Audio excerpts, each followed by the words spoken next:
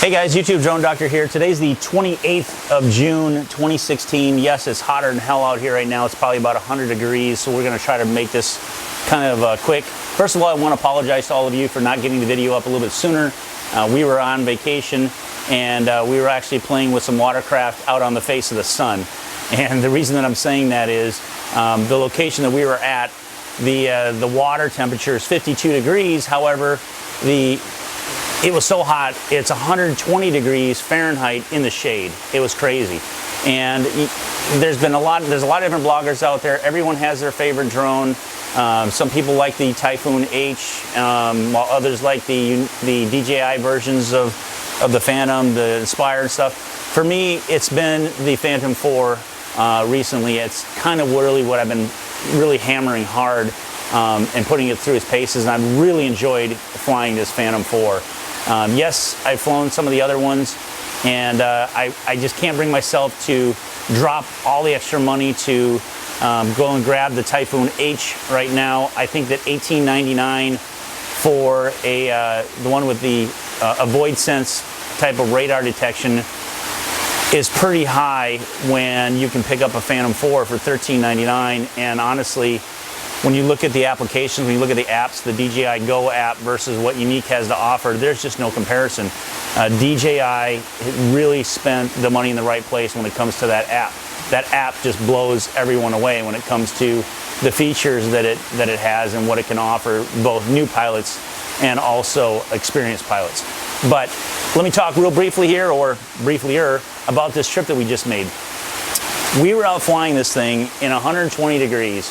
And I can tell you that when the pilot took the Phantom 4 up, no problems at all, not at all. Now, I can't tell you that at no point did we put this thing into speed mode or sport mode or whatever you want to call it. I like to call it speed mode. It's officially called sport mode. And the reason that we didn't do that was it increases the battery temperature, puts an extra load on the battery. This battery got up to 72 degrees Celsius, that's 161 degrees Fahrenheit, during normal hover and normal flying, just barely moving around this particular location.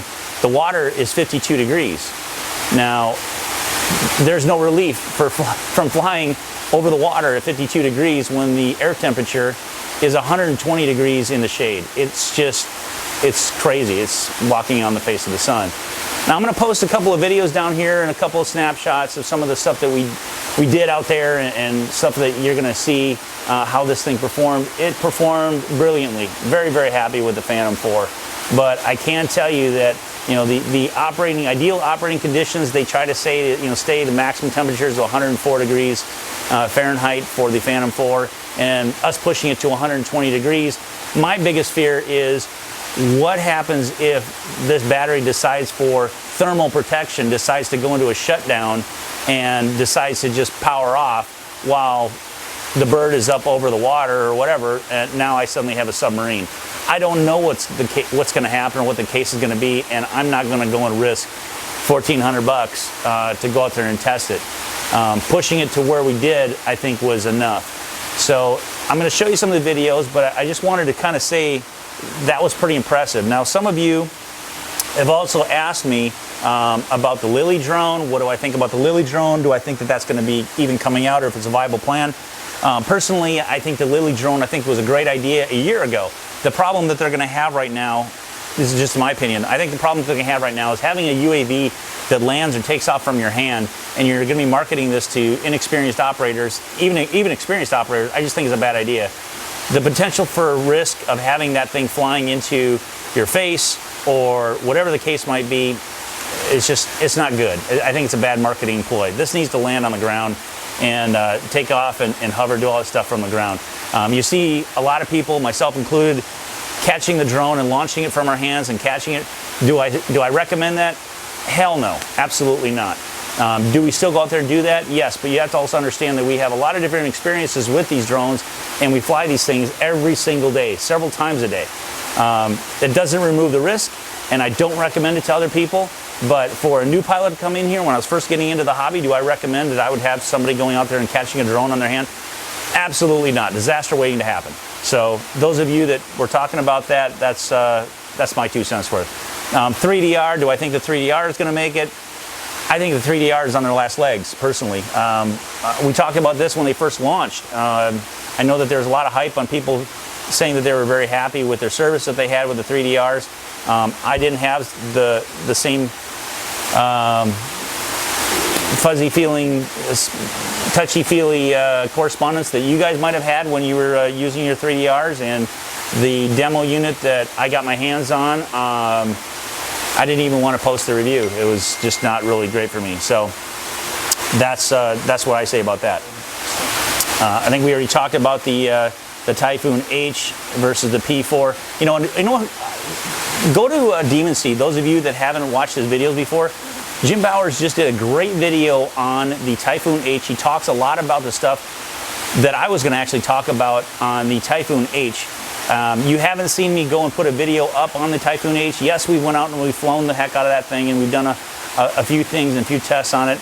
I just can't go to spend that kind of money on getting a unit that's going to essentially be almost the same as what I'm using now with the Phantom 4. When I fly both platforms, I just really enjoyed the Phantom 4. No, I don't work for DJI. DJI couldn't give a rat's ass or give a shit whether or not I endorse their product or not. But I can tell you that my money that I spent on these Phantom 4s, I spent the money out of my pocket. Very happy with my investment. 7 batteries later, I'm having a lot of fun with this Phantom 4. I don't even care about my Inspire. That brings me to another point. I don't even care about the Inspires. And those of you who've been watching, a friend of mine, a real good friend of mine, has a Phantom 4 that he's been trying to get rid of, a Inspire 1 that he's been trying to get rid of, and he's watching the value of this thing just tank. What does that mean? In my opinion, I think it tells me that DJI is getting ready to launch a new replacement for that Inspire.